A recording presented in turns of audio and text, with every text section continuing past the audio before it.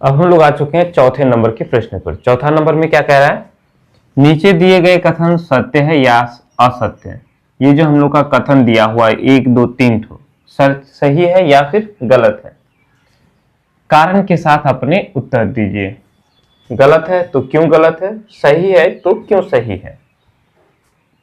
चलो शुरू कर लेते। सबसे पहले हमें हल लिखना है।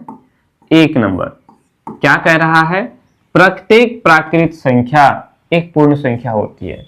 जितने भी प्राकृत संख्या है वो पूर्ण संख्या होती है। प्राकृत संख्या कहां से शुरू होता है, 1 से। 1 2 3 गिनती की संख्याओं को प्राकृत संख्या कहते हैं। और इन्हीं प्राकृत संख्याओं के समूह में अगर हम 0 को मिला देंगे तो क्या बन गया, ये पूर्ण संख्या बन गया। यानी पूर्ण संख्या के समूह में प्राकृत संख्या तो होती है कि नहीं। यानी जितनी भी प्राकृत संख्या है वो सब के सब क्या है, पूर्ण संख्या है। एकदम सही बात है, बोलेंगे सत्य, सत्य बात है। अब कारण भी देना है तो लिखेंगे क्योंकि पूर्ण संख्या के समूह में, पूर्ण संख्या के समूह में सभी प्राकृत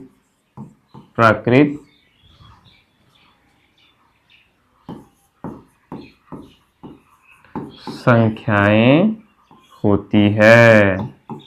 जितने भी प्राकृत संख्याएं हैं वो सब के सब पूर्ण संख्याओं के समूह में होता ही होता है। क्लियर, कोई दिक्कत, मेरे ख्याल से कोई दिक्कत नहीं होना चाहिए। चलो दूसरे नंबर का प्रश्न में कहता है, प्रत्येक पूर्णांक, जितने भी पूर्णांक है वो जो है एक पूर्ण संख्या होती है। क्या ये बात सही है। पूर्ण संख्या शून्य से स्टार्ट होता है कि नहीं। और पूर्णांक में हम लोग का माइनस वाले यानी ऋणात्मक संख्याएं भी शामिल होती हैं। ये सारे के सारे क्या है, पूर्णांक है। अब प्रश्न कहता है प्रत्येक पूर्णांक के सारे जो पूर्णांक हैं ये एक पूर्ण संख्या होती है। क्या ये सही बात है, गलत बात है ना। जैसे घटा 1 ये पूर्णांक है, क्या ये पूर्ण संख्या है, नहीं ना है। प्रश्न कहता है कि सब पूर्ण संख्या है, गलत। यहां से ये सारे पूर्ण संख्या है, माइनस वाले तो नहीं ना है, पूर्णांक है। तो ये बोलेंगे असत्य। क्या बोलेंगे, असत्य। असत्य मतलब गलत, लिखेंगे असत्य। क्यों असत्य लिखेंगे, जैसे हम एक ऋणात्मक संख्या को ले लेते हैं जो कि पूर्णांक होगा। जैसे घटा 2 ले लिया। घटा 2 जो है एक पूर्णांक है। क्या है, पूर्णांक है। घटा 2 पूर्णांक है ना, पूर्णांक है। लेकिन क्या ये परिमेय पूर्ण संख्या है, नहीं ना है। बोलेंगे परंतु पूर्ण संख्या नहीं है क्या, नहीं ना है, नहीं है।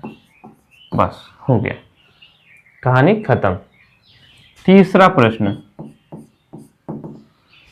में कहते हैं प्रत्येक परिमेय संख्या एक पूर्ण संख्या होती है।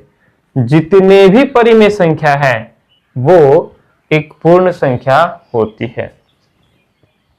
परिमेय संख्या किसको कहते हैं, जिसे हम p बटा q के रूप में लिख सकते हैं। जैसे हमने 2/3 ले लिया, बटा वाला भिन्न संख्या हो गया, इसको हम क्या कहेंगे, परिमेय संख्या कहेंगे।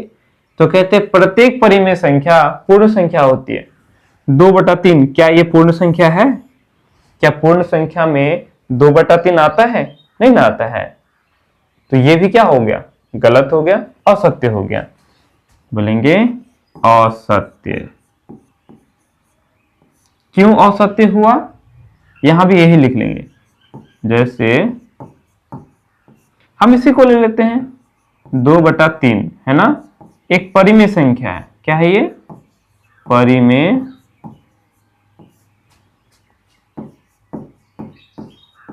संख्या है। परंतु पूर्ण